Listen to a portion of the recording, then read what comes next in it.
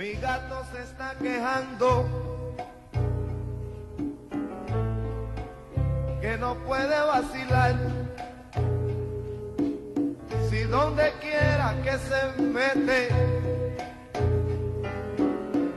su gata lo va a buscar. Bueno. Hola amigos, ahora vamos a tener una sesión dedicada a un capítulo que hace mucho tiempo tenía ganas de hacer, que es hablar del lenguaje de la historieta.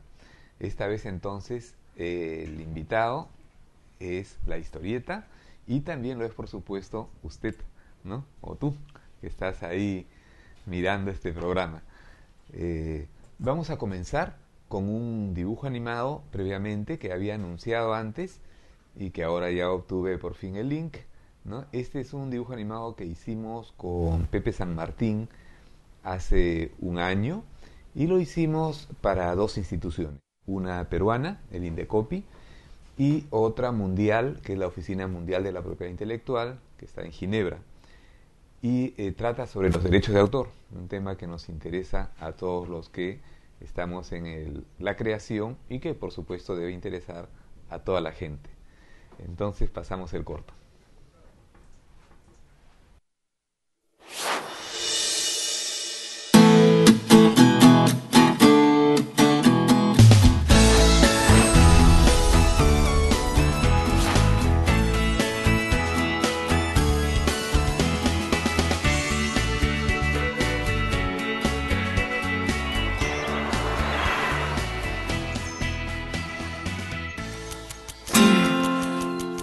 Todo porque quiero ser un artista. ¿Qué pasa, Marco? Mis padres dicen que me moriré de hambre. No creen en mí. Mis tíos también se burlaban de mí cuando yo dije que quería ser pintor. Pero mi papá me apoyó.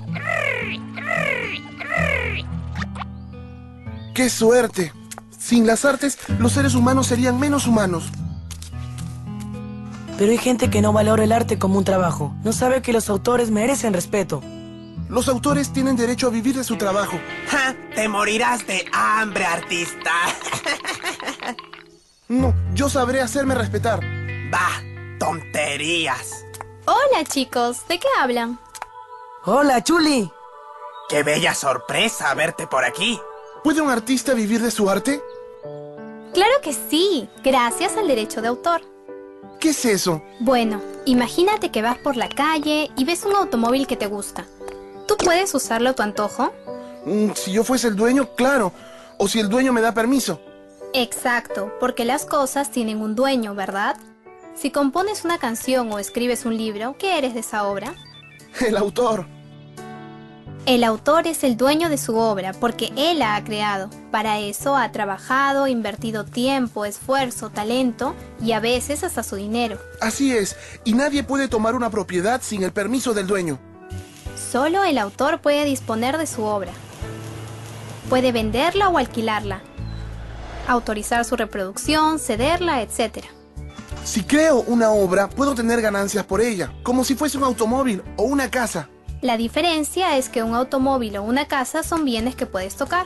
Por eso son bienes físicos. En cambio, una canción, un poema, novela, danza, etc. son creaciones intelectuales, no se pueden tocar. Las creaciones intelectuales son bienes intelectuales. Todos los bienes, sean físicos o intelectuales, tienen un dueño, y eso se respeta. ¿Y tú cómo sabes tanto? Fui a la oficina de derechos de autor y me dieron este folleto. Es sobre el derecho de autor. Ya vimos lo principal. 1. El valor de la creatividad. Sin la creatividad no se movería el mundo. 2. La importancia de entender que el autor es el dueño de su obra. 3. Al crear la obra, el autor tiene derechos que se deben proteger y reconocer. Pero ¿cualquiera puede ser autor? El ser humano es el único capaz de producir obras intelectuales. O sea que no pueden ser autores los animales, ni las máquinas ni las instituciones. ¿Existen otra forma de ser autor? Sí, también se reconoce la coautoría, cuando dos o más personas se unen para crear una obra. La autoría de obras bajo seudónimo, nombre que reemplaza al propio, así como las obras sin firma o anónimas. Y se reconoce la autoría de las obras creadas para un empleador. ¿Qué tipo de actividades comprende el derecho de autor? El derecho de autor protege las creaciones en forma de obras literarias y artísticas, cualquiera sea su género, mérito o finalidad. Si compro un CD, ¿a qué tengo derecho?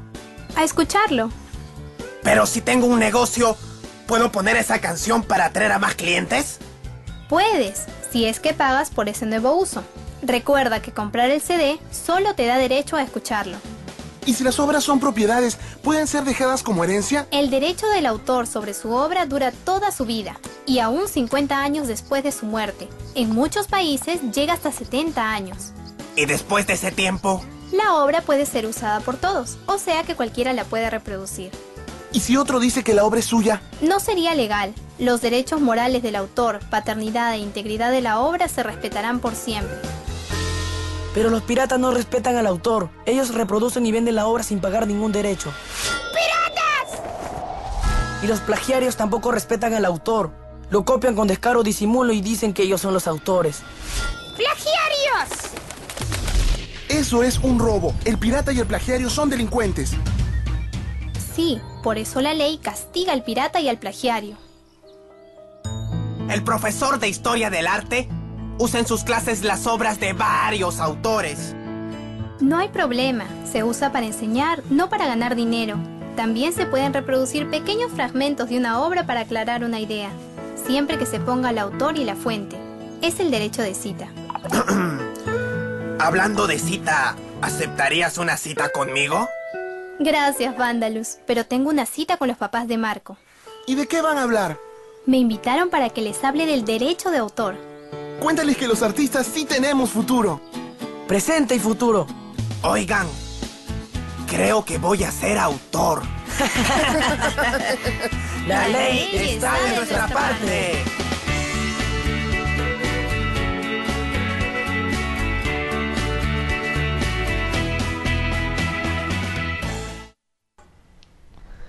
Muy bien, entonces ahora amigos vamos a tratar ya sobre nuestro tema. Saben, en el año 1975, a mediados de ese año, fui a Villa El Salvador y allí hicimos el primer taller de historieta popular. Le llamamos así porque no estaba dirigido tanto a los estudiantes de arte, a quien quiere ser artista y dedicarse a la historieta profesionalmente. Estaba dirigido al poblador común, a los niños, a madres de familia, padres de familia, jóvenes por supuesto, que quisieran aprender a hacer historietas, que quisieran comunicarse a través de las historietas. Este era un proyecto, ¿no? Dirigido al poblador de base y era un proyecto piloto. Soñábamos, quienes compartíamos esos talleres, no solo de historietas sino también de títeres, de teatro, de audiovisuales, varios medios, con que la población pudiera aprender a comunicarse a través de esas de artes y medios, ¿no? En aquel tiempo no existía internet, ¿no? Y aún las fotocopias creo que no existían en nuestro país, decididamente no existían. No solo en nuestro país, en el mundo no se había perfeccionado, había unas fotostáticas muy imperfectas. En esas condiciones, algunos funcionarios, educadores, pensaron en este proyecto y participé yo de él poniendo lo mío, mi vocación, ¿no? Ya saben, esta que compartimos, que es el amor a la historieta. En Villa El Salvador entonces trabajé con niños, ¿no? Que trabajaban ahí, que estudiaban en el colegio Fe y Alegría, y también con algunas de sus madres de familia que asistían, y había un solo universitario, recuerdo que asistía a estas sesiones que teníamos allí. A partir de esa experiencia, que nos llevó poco más de un año de manera sostenida cada semana, escribí un libro que se llamó Para hacer historietas, y que parte de la misma apuesta de fe que tuvo ese taller, y es que cualquier persona puede aprender a hacer historietas, no solamente quienes nacen con el don del buen dibujo. Muchas veces he asistido a esas experiencias, entusiasmos editoriales que creen que juntando a un excelente dibujante y a un buen escritor se van a hacer muy buenas historietas. Y eso no necesariamente es así. La historieta es un medio distinto, al solo dibujo y a la sola literatura. Son cosas distintas, ¿no? En la historieta se integran la palabra escrita y la imagen dibujada. En estos talleres, además, pensábamos y pensamos, ¿no?, que no necesariamente quien hace una historieta se va a convertir en un gran artista. De repente sí, ojalá, pero no necesariamente. Entonces, el sueño ahí es alfabetizar en el lenguaje de la imagen y en integrada la palabra escrita. Que la gente pueda expresarse, narrar sus historias, relatar lo que tiene en la imaginación, en la cabeza, en sus necesidades, las que quiera contar, ¿no?, a través de este medio. Algunas personas que asisten a los talleres, me ocurre siempre, suelen decir, pero yo no sé dibujar, ¿no? Y ponen el parche antes de que se vea ningún dibujo de ellos, comienzan manifestando ese temor a hacer el ridículo, ese temor a no avanzar en lo que se quiere aprender.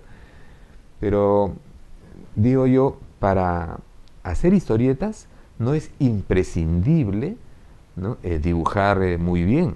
Se pueden hacer historietas dibujando de manera defectuosa y puede hacerse muy buenas historietas, quiero decir.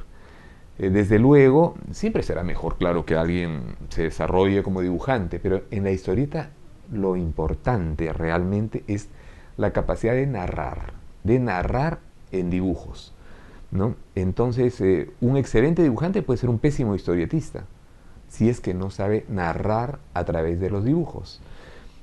Son cosas distintas, ¿no? Puede ser extraordinario en un espacio único como dibujante, pero eso no significa que haga buenas historietas, son cosas distintas. Entonces, partimos de esa apuesta de fe. Cualquier persona, todas las personas pueden aprender a expresarse a través de la historieta. Esto no es demagogia. Hay, por ejemplo, todos pasamos por esa experiencia que es aprender a leer y escribir, ¿no? Pienso yo que que escribir es mucho más difícil que dibujar. De eso estoy convencido. Lo que pasa es que para aprender a escribir, imagínense una letra F, una letra G, una H, etcétera, ¿no?, una J, una P. Pues tenemos un adiestramiento, ¿no? Hacemos primero palotes, hacemos círculos, ¿no?, y hacemos espirales sobre estas 2 líneas, 3 líneas. Nos van enseñando con mucha paciencia nuestros profesores hasta que podamos nosotros poco a poco dibujar esas letras. Y nadie nos exige, ni nosotros mismos, que de buenas a primeras nos salgan bien, porque ¿qué cosas son esas letras? Son convenciones, son abstracciones, y hasta creo que digo mal abstracciones, porque no es que abstraigan, digamos, una figura que podemos ver en la realidad. Son signos difíciles de hacer, pero que aprendemos todos a hacerlos al escribir. Hasta el momento en que aprendemos a escribir, que eso ocurre hacia los 6 años, ¿no?, 7, hasta ese momento hemos dibujado de manera libre, sin que nos presionen, porque nos vino en gana dibujar a los 4 años, a los 5 años, ¿no? Dibujamos con los materiales que nos daban y con esos materiales aprendimos a dibujar rostros, aprendimos a dibujar cuerpos, a nuestra manera, claro, ¿no?, en movimiento, en diferentes situaciones. Aprendimos a dibujar al tío, al papá, a la mamá, y fuimos narrando lo que nos acontecía, las cosas que veíamos con nuestros dibujos, ¿no? Los estampábamos a veces en las paredes, a veces en los cuadernos, en la mesa, en cualquier superficie, y nos celebraban, ¿no? ¿Se acuerdan? Se alegraban de cómo podíamos dibujar. Y después, ¿qué pasó? Todo lo contrario. A partir del momento que aprendemos a leer y escribir, prácticamente no solo no se nos celebra, ¿no?, a esas edades, sino que se nos baja. Se nos dice, oye, ya estás grandazo para estar con dibujitos, ¿no? Ya tú pasas a una edad más seria, ¿no? Ya te corresponde aprender a escribir algo firme, ¿no? El dibujo pasa a ser algo como propio de una etapa casi primitiva, que es la infancia.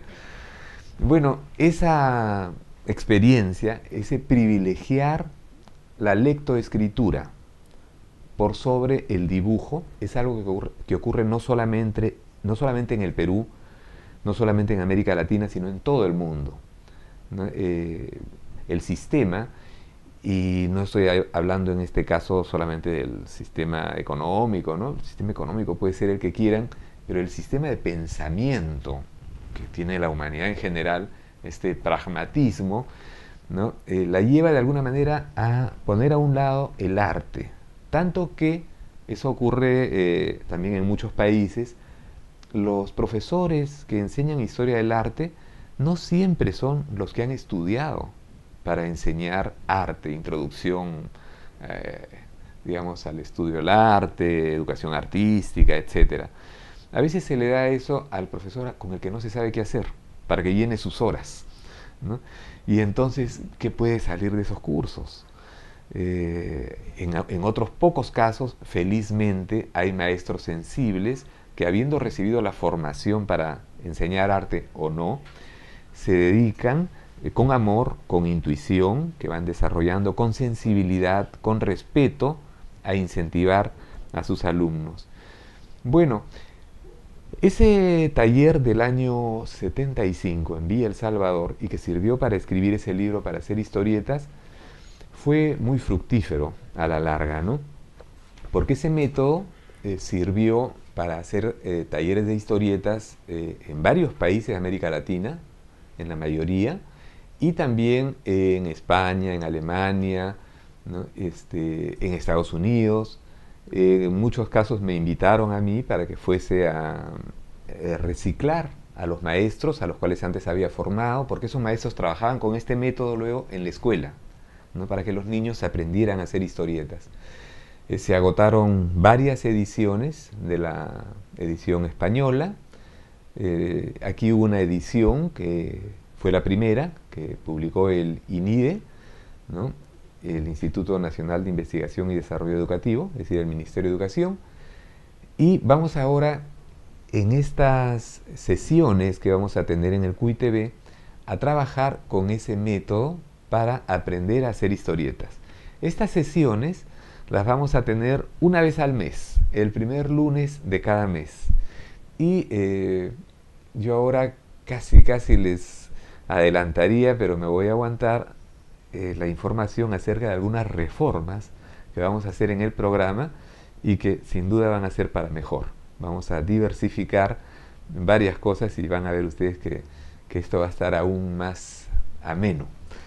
Bueno, ¿qué pasó desde aquel taller de historietas en los Arenales de Villa El Salvador, en ese colegio Fe y Alegría del tercer sector, ¿no? Hasta nuestro tiempo?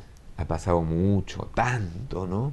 En el camino, bueno, se inventaron o trajeron aquí muy buenas fotocopiadoras, con las cuales se hicieron muy buenos fanzines. En otros casos, los fanzineros hicieron sus fanzines así de cualquier forma en cuanto a la impresión, pero llegaron fotocopiadores de muy buena calidad, ¿no? Esto fue en los años 80. Y luego, en los últimos 20 años, las computadoras pues han sentado una presencia tremenda, ¿no? Y han cambiado nuestras vidas. Se han creado nuevos espacios de comunicación. Aquel proyecto entonces de enseñar a la gente en general, ¿no?, a comunicarse a través de estos medios, pasó a un receso, pero no pasó a un receso, no fue desplazada la vocación de esas personas para expresarse a través de la historieta. Y nosotros vamos a atender a ese punto porque es especialmente importante en este mundo de Internet, en este mundo de computadoras, ¿no? Ahora, ¿qué está pasando? Pues que tenemos diversos medios, ¿no? Como el Facebook, el Twitter, ¿no?, el Messenger, ¿no? Chateamos, enviamos por supuesto correos electrónicos, los jóvenes se pegan a varios de esos medios, crean sin duda adicción, de eso también sé un poco por experiencia propia en el Facebook. El caso es que nos comunicamos a través de esos medios, nos encontramos con mucha gente, amigos, conocidos y otros amigos que adquirimos en ese espacio nuevo. Y vemos cómo surgen nuevos códigos, nuevas formas de comunicación. Por lo pronto, el chateo, ¿no?, el Messenger y también el Twitter tienen algunas exigencias en cuanto a la dimensión del mensaje. Y eso obliga pues a ser casi telegráfico en algunas oportunidades, y surgen también algunas formas de escritura de nuevas abreviaturas que desconciertan pues a quienes no están en los medios, ¿no?, de la red. Y entonces, por ejemplo, una sola Q, ya sabemos qué significa qué. Eso lo sabemos desde antes, ¿no? Yo recuerdo antiguamente en el diario Última Hora, por ejemplo, cuando se quería poner qué, a veces se le ponía una Q y un apóstrofe, ¿no? Ahora ya se olvidaron del apóstrofe y es simplemente la Q, y eso es qué. Qué puede ser como pregunta o qué simplemente, ¿no? También a veces se adelanta a la Q una X, el por, ¿no?, el signo de por. Entonces, ¿por qué? Entonces vas a poner una X y una Q, eso es por qué. También funciona como pregunta y como simple información, descripción. Y hay otras formas, ¿no? También ese TMQ, ¿no? No, TQM, el famoso TQM, ¿no?, el te quiero mucho. Alguien que no esté en los medios se desconcertaría con ese TQM, ¿no? Pero ahora, ¿quién no esté en los medios? Es inmensa la cantidad, ¿no? O también podemos observar, en vez del ja, ja, ja, ja, ja, ja, ja de la carcajada, simplemente un J y A, un ja interminable. Y eso significa carcajada. En los últimos meses recién me he enterado yo que la carcajada también puede ser reemplazada así de manera exitosa por un LOL, ¿no?, que corresponde a palabras en inglés, a una frase en inglés que tiene que ver pues con esta alegría máxima, esta alegría frenética, ¿no? Y en algunas oportunidades, esto digo porque desconcierta a algunas personas que no están en los medios, ¿no? Hacen, por ejemplo, esto es muy sencillo, ¿no? Ustedes ven que hacen 2 puntos y un paréntesis, ¿no? Vamos a verlo aquí. 2 puntos y un paréntesis, ¿no? Y entonces la gente dice, ¿y eso qué significa? Y ya sabemos todos los que estamos en eso que es facilísimo, pues, ¿no? Es facilísimo porque eso es una carita. Esos 2 puntos y un paréntesis que cierra es una carita, y se convierte en carita más fácil si es que la paramos así, ¿no?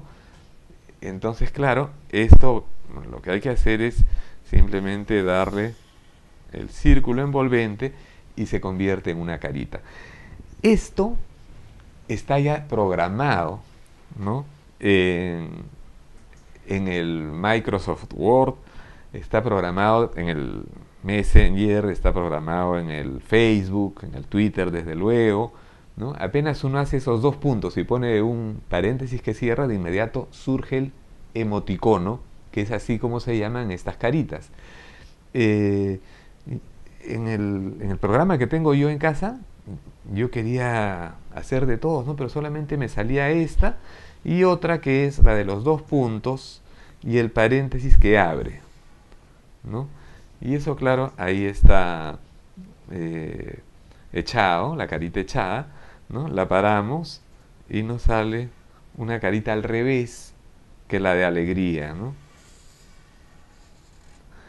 Y que nos da un rostro desazonado, un rostro triste, o por lo menos que ha sufrido una adversidad, ¿no? Lo contrario a la alegría.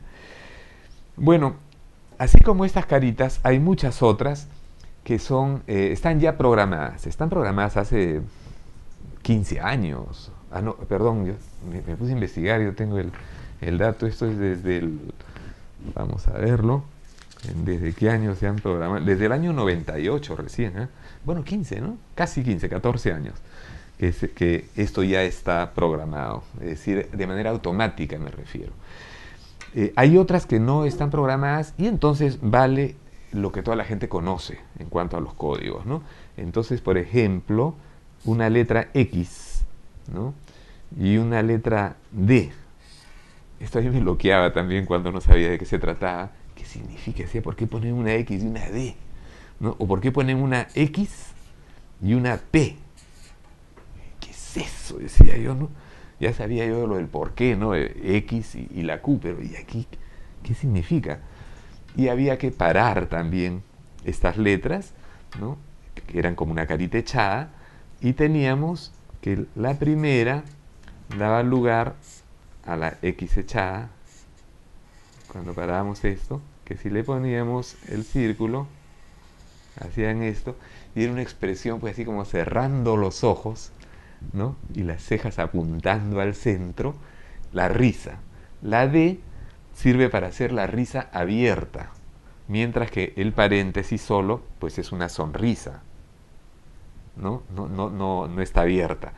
En el caso de la letra D se convierte en una risa abierta, y esa X se convierte en un gesto, ¿no? De apretar los ojos, apretar la expresión, que es la carcajada, la tensión propia de la carcajada. Mientras que la X y la P nos dan una boca con la lengua afuera, ¿no? Y entonces tenemos ahí una expresión exhausta, pues saben que está muy fatigado, muy cansado, trapo, ¿no? Bueno, esto, como vemos, son traslaciones de las letras a los rostros. Funciona mucho la imaginación, ¿no? Y así como estas pocas que he puesto, hay innumerables, ¿no? La palabra en realidad es abusiva, ¿no? Seguramente se pueden numerar.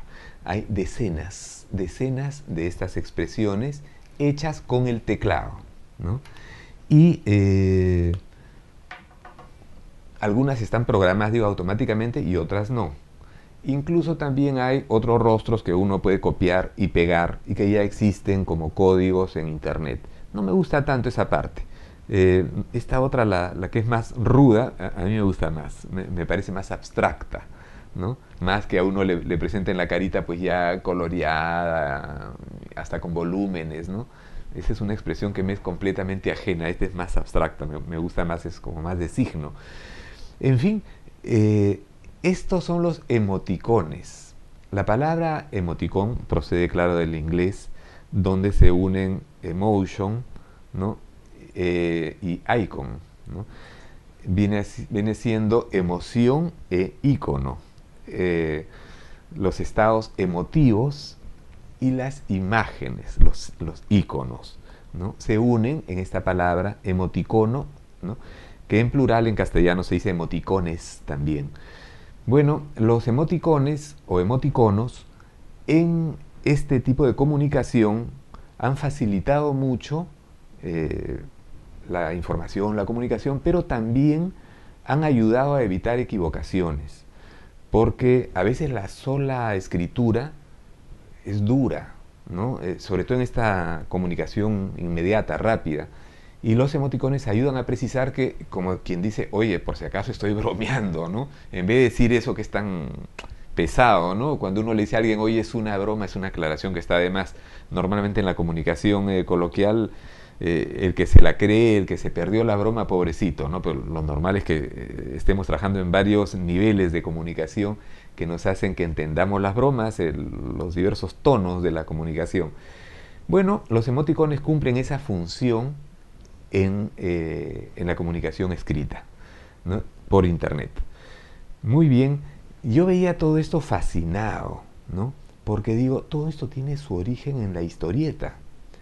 Los emoticones, que son propios de internet, se basan en los códigos que creó la historieta 100 años atrás, exactamente 100 años atrás, porque vean, aquí en el dato decía el año 98, ¿no?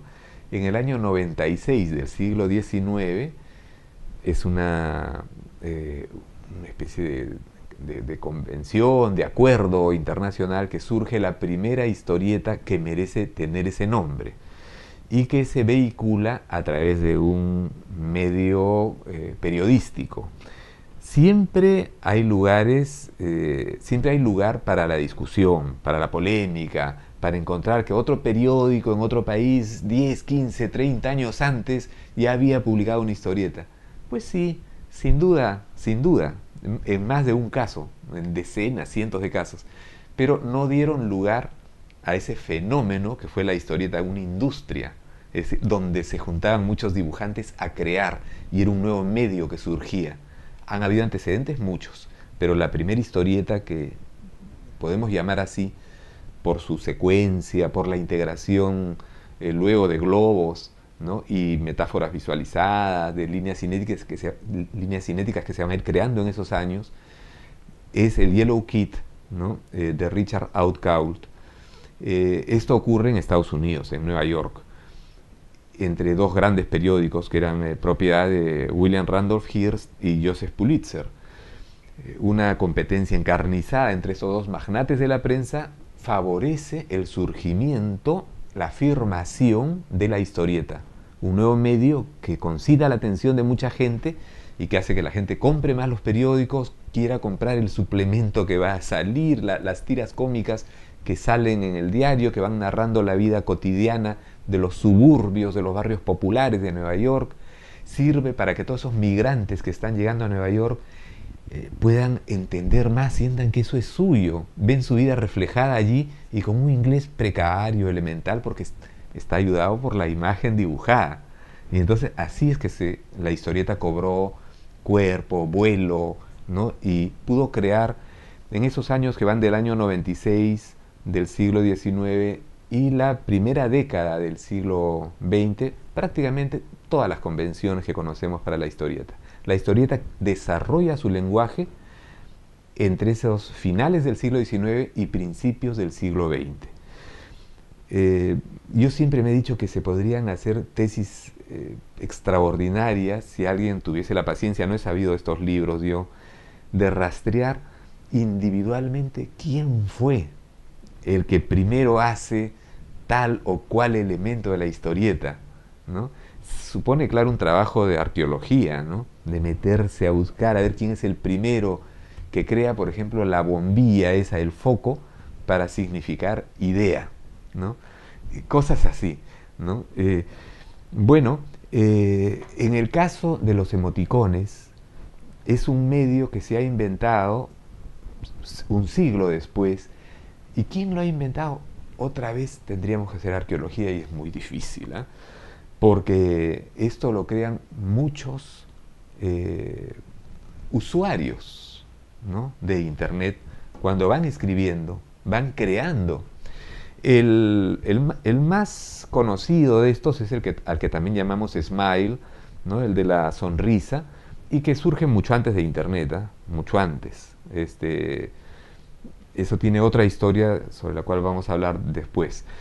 Pero todo lo que sigue, estos rostros diversos, de tristeza, de molestia, de duda, de cansancio, de enamoramiento, y que no son solamente caritas, sino a veces también metáforas visualizadas, ¿no?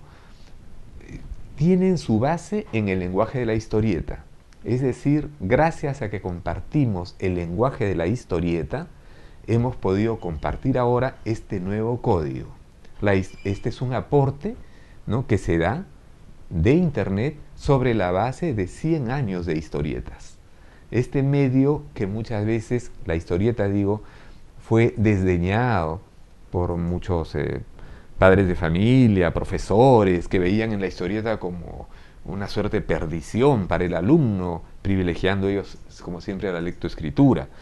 Y yo en absoluto diré nada contra la lectoescritura, sería un loco, ¿no? Le debemos tanto, pero a la imagen dibujada le debemos también tantísimo, ¿no? Y entonces tenemos que procurar, yo creo, potenciar, fortalecer este medio. Porque me preguntaba también yo, esto de los emoticones, que son tan ricos, tan interesantes y que permiten tener esas expresiones desde el teclado, ¿no? Estamos ahí, en realidad no estamos dibujando, estamos creando a partir del teclado, ¿no? Pero llegará el momento, pensé yo, en el cual podamos hacer historietas, por ejemplo, a partir del teclado solo. A mí se me hace difícil, creo que no es el caso. creo que sí se pueden crear muchos apoyos. Pero lo que vemos es, también hay otro fenómeno, el de los memes, ¿no? Que se usan mucho en el lenguaje juvenil y en el cual se toman ya rostros que están en internet para crear secuencias. Y en algunos casos he visto, felizmente, que también los que crean esos memes no solo utilizan esas caritas que ya están hechas, sino que ellos agregan su propio dibujo para adaptarlo a su secuencia. Eso me ha dado risa y satisfacción, ¿no? Cuando me he encontrado con algunas secuencias muy buenas. Y cada día las veo, ¿eh? Están así en internet, en el Facebook, vemos así cantidad de estos memes que se practican mucho en los colegios, en las universidades también, ¿no? Para ir reflejando la vida estudiantil, la vida que se comparte allí. Pero yo siempre me digo, ojalá la gente no se acostumbrase a trabajar con los rostros que nos da ya automáticamente la computadora. Eso está muy bien, es simpático, desde luego también lo uso yo, ayuda. Pero ojalá que no se olvidara de dibujar. Y para eso tenemos que enseñar, enseñar que se puede uno comunicar a través de la historieta sin necesidad de dibujar perfecto. Esto no significa en modo alguno ir contra el dibujo perfecto. Eso es para los que quieren dibujar muy bien, ¿no? Perfecto, digo, en el sentido de que sea un dibujo pues, que alcance la excelencia, ¿no? Idealmente. Pero en la historieta estamos ante un medio que nos permite liberarnos de esas exigencias que tenía el dibujo académico, por ejemplo. La historieta tiene también su propio rigor académico, ¿no? Pero en la historieta como la estamos planteando, estamos detrás de la democratización del lenguaje de la imagen, de la alfabetización, por eso, en el lenguaje de la imagen. Entonces ahora yo voy a trabajar un poquito sobre estos rostros, ¿no?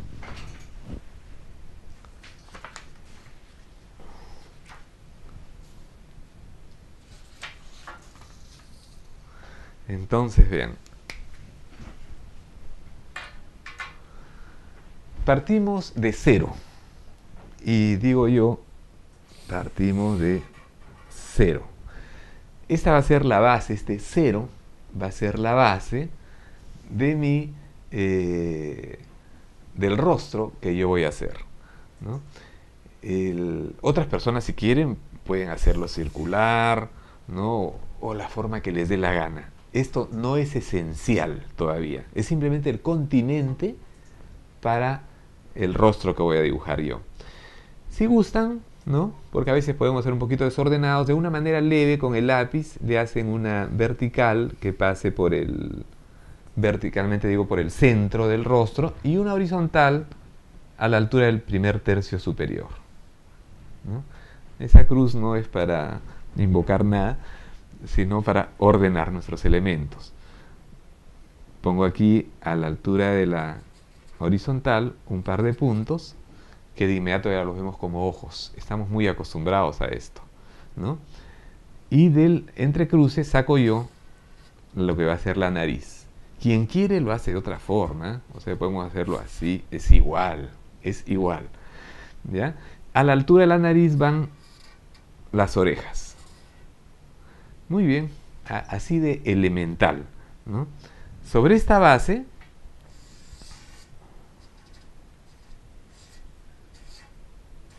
voy a tener yo los rostros, ¿no? ¿Cómo obtengo los rostros? ¿De qué rostros estoy hablando? Estoy hablando de las expresiones anímicas. Las expresiones anímicas son fundamentales en la historieta, porque en la historieta nosotros abrimos una revista de historietas y lo primero que vamos a ver es un conjunto de, digamos, cuadritos, ¿no? Su nombre y el concepto lo daremos después. Por ahora llamémosle así una serie de cuadritos que a veces tienen marco, otras veces no. Cada una marca un tiempo y dentro de ellos vemos a personajes que son los sujetos de la acción, ¿no? Esos sujetos son como los actores en el teatro. Así como un actor en el teatro tiene que aprender con su propia voz y su propio cuerpo a representar estados de ánimo, emociones, un guión, un carácter. etcétera. En este caso, nuestros personajes van a estar sobre el papel, porque esa es la naturaleza de la historieta, tinta sobre papel. Bueno, entonces, vamos a hacerlo ahora de manera continua aquí. Y voy a trabajar sobre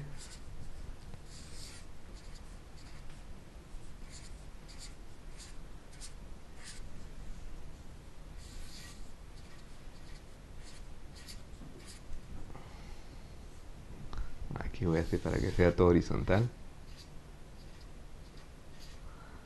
Entonces, vamos a trabajar con un dibujo altamente simplificado.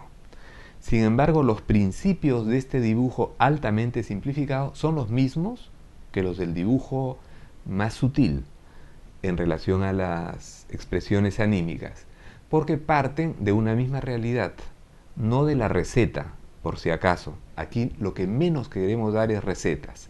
Y por eso, antes de dibujar nada, yo quiero invitar a la gente a pensar en el estado anímico que vamos a trabajar. Primero, a he puesto 4 rostros que yo llamo las expresiones básicas, ¿no? Porque luego hay otras a las que llamo derivadas, que surgen mezclando estas y que en la realidad no son mezclas, ¿no? Cada una corresponde a un estado del alma, del ánimo, que algo hay entre ánima y alma. Pero vamos a pasar a esto. Vean, ¿qué pasa con la expresión de alegría? ¿Qué sentimos en la alegría? Antes de dibujar nada, ¿qué sentimos en ella? Alguien dirá risa, no. ¿Qué sentimos por dentro? ¿No? Una vez yo preguntaba esto en televisión a una niña, recuerdo, esto ha sido en el año 85, ¿no? Recuerdo porque mi hijo Gabriel tenía 9 años y salió en ese programa. Y entonces le pregunté a una niña, ¿qué sientes cuando estás contenta, cuando estás alegre? Y ella me dijo, se siente calientito. Eso es lo que me interesa, que la gente reconozca cómo siente adentro. Esta niña decía calientito. Ajá, de acuerdo. Otras personas dirán que sienten que todo crece, ¿no? Sienten esta expansión. Eso ocurre en la alegría. Sentimos que se expande la energía, ¿no? Ese es el movimiento, ¿no? Y entonces la boca va, como reza el dicho popular, de oreja a oreja. Las cejas se arquean en un movimiento semejante al de la boca. Esto es casi circular, ¿no? La expansión. La energía va de adentro hacia afuera. Por eso no es casual, ¿no?, esa expansión, y con eso me adelanto un poco a otra sesión, que al sol los niños lo hagan así. No es solo porque lo han visto, ¿no?, sino es porque es este círculo y esta expansión, la energía, ¿no?, va en todas las direcciones.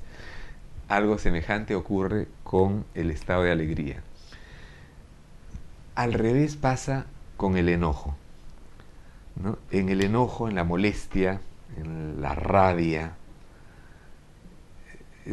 es muy distinto. No hay precisamente una expansión, ¿no?, sino una contracción.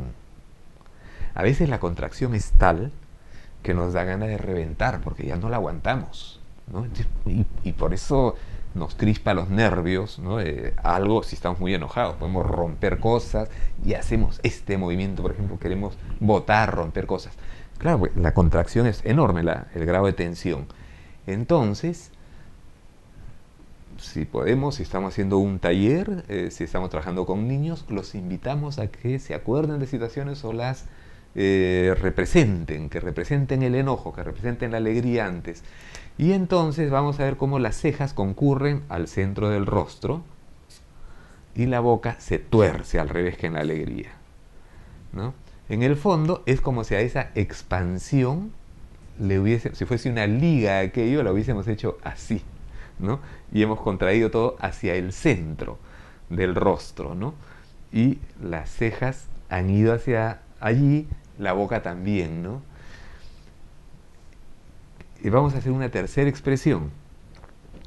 Antes lo que digo es, aparte del reconocimiento físico del teatro que podemos hacer también, pequeños ejercicios de teatro, representaciones mientras vamos aprendiendo, entonces podemos trabajar nosotros con las expresiones verbales, populares.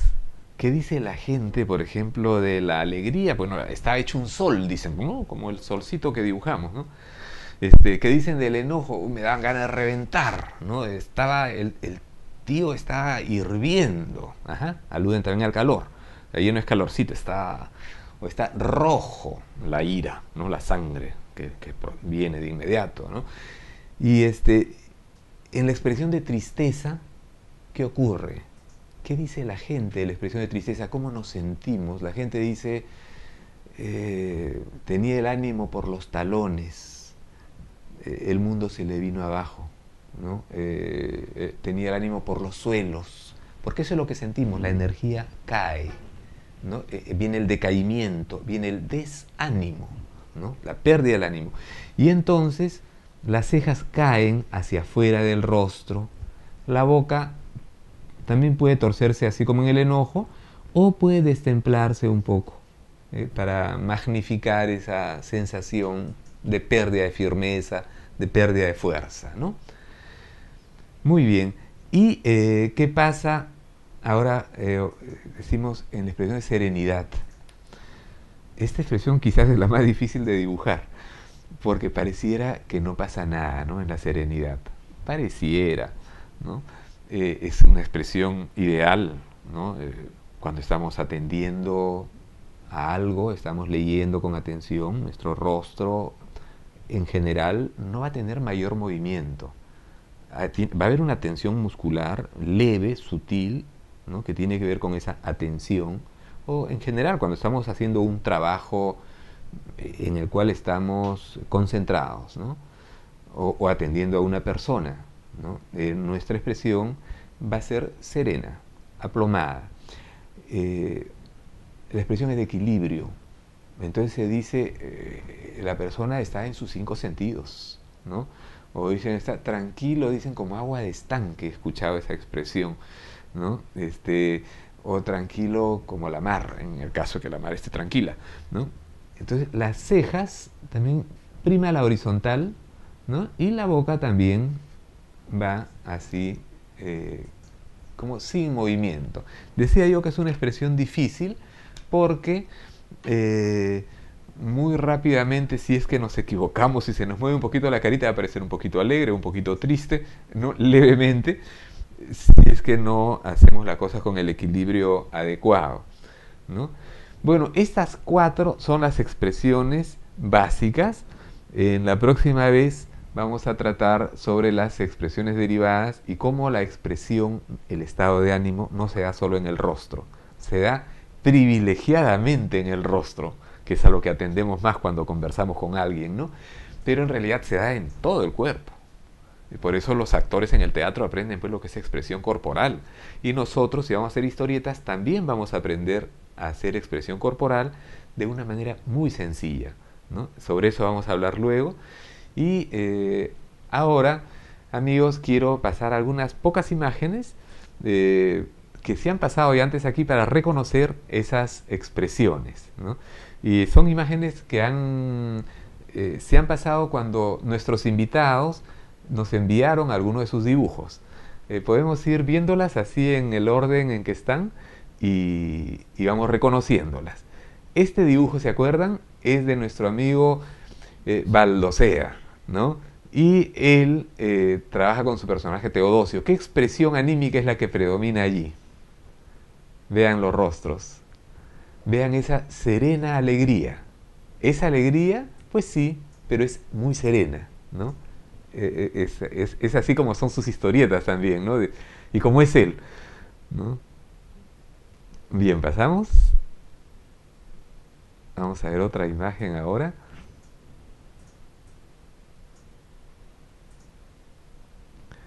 Vean, esta es la portada del Mátate de Álvaro Portales, ¿no? En la edición de Contracultura, y es un suicida que se ha puesto, claro, vemos una mascarita con la sonrisa, ¿no? Entonces aparentemente es de alegría, ¿no? Y ahí está el chiste, pues, ¿no? Pasamos. Esta de Jesús Cosío es de una alegría radiante. El personaje, vean la cantidad de ojos que tiene, ¿no? No es necesario ponerle cejas. La simple boca, como en el Smile también, ha resuelto la expresión y es un personaje esplendoroso, ¿no? Vean ustedes la luz que emana de él, ¿no? A través de los colores. Pasamos. En este caso de Carrie, ¿no? La libertad, ¿no? Ante los Wikileaks, la libertad iracunda, ¿no? De Norteamérica, que ha sido sorprendida, que tiene también ahí su propio bollo, ¿no? En la ropa interior, bastante conoce también de deslealtades a la libertad, esta libertad, ¿no? Y vean, esto también es de enojo, ¿no? Este es el libro de Rubén Sáez, Vida Mundana, y vemos la carita ahí, las cejas, ¿no? Y la boquita de rabia contenida y el gesto hacia el lector, como quien dice, por aquí me la van a hacer a mí, ¿no?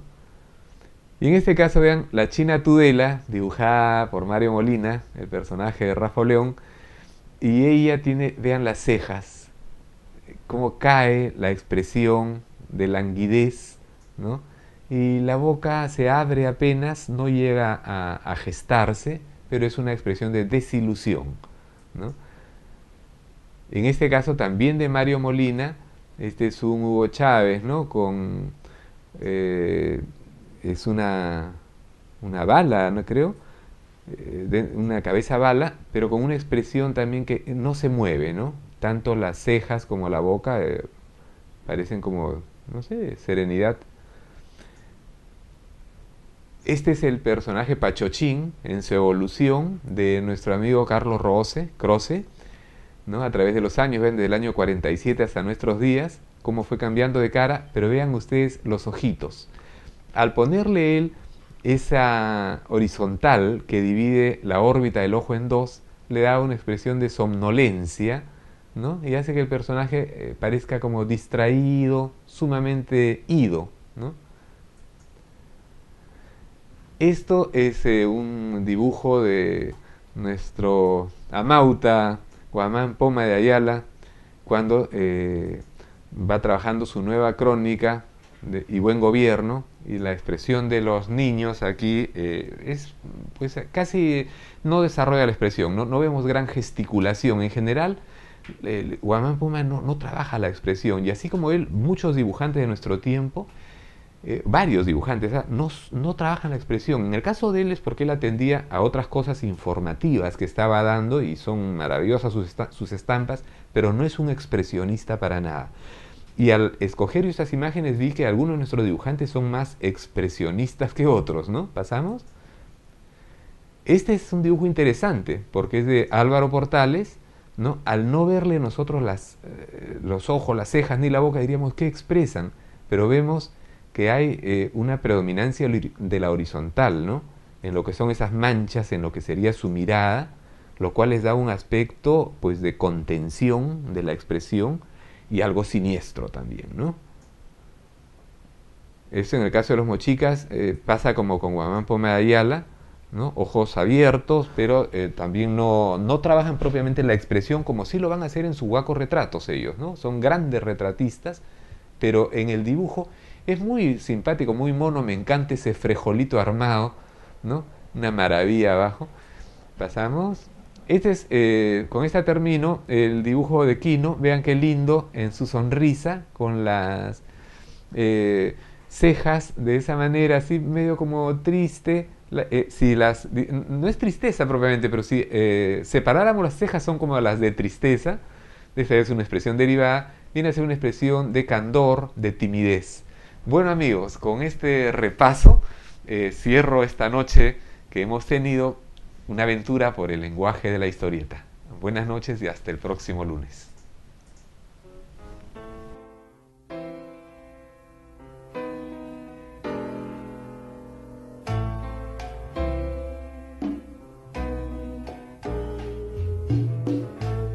Mi gato se está quejando que no puede vacilar.